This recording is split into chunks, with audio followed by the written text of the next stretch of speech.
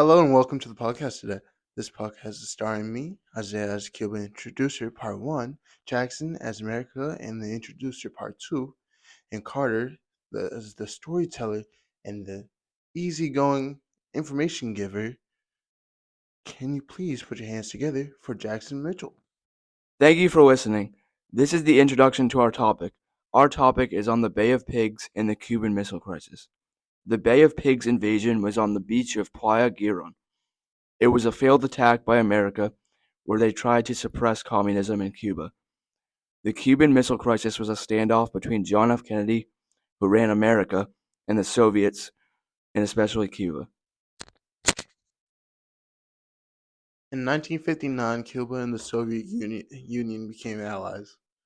This was a great accomplishment for the Soviets because of how close Cuba was to America and how both Joseph Stalin and Fidel Castro wanted to spread communism. The whole reason why Stalin and Castro became allies was because of the Cuban Revolution, which was also in 1959. The revolution had many Cubans injured and or dead. Yeah, the alignment between Cuba and the Soviets was very frustrating towards America. In the revolution, how many casualties were there? 2,000 soldiers were killed and 600 Batista supporters were executed. Who's Batista? Fulgencio Batista was a soldier and political leader who led Cuba twice from 1933 to 1944 and 1952 to 1959, later dying on August 6, 1973. Castro wanted to overthrow Batistas because Castro thought that he was a trident and corrupted leader. Oh, I didn't know Castro invaded Cuba. I thought he was already living in Cuba. Well, Castro did live in Cuba, but he didn't want Batista leading because of corruption. That is great information about Castro and his past. No problem. Now, on the same topic, for America, the Bay of Pigs invasion was where America invaded Cuba in an attempt to overthrow Castro and establish a non communist government that was friendly to the United States.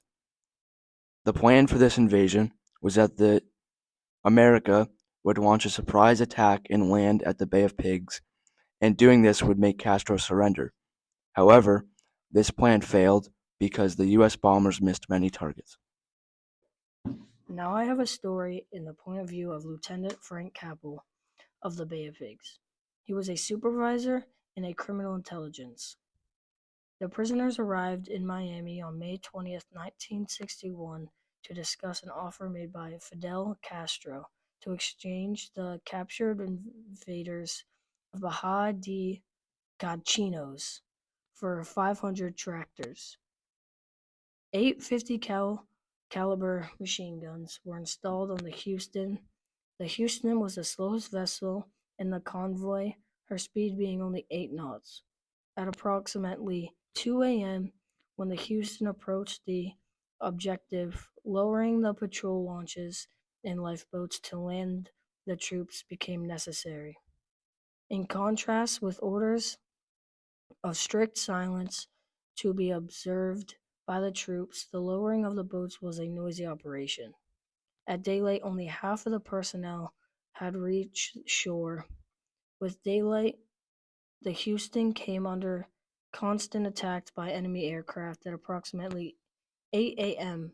Sea Fury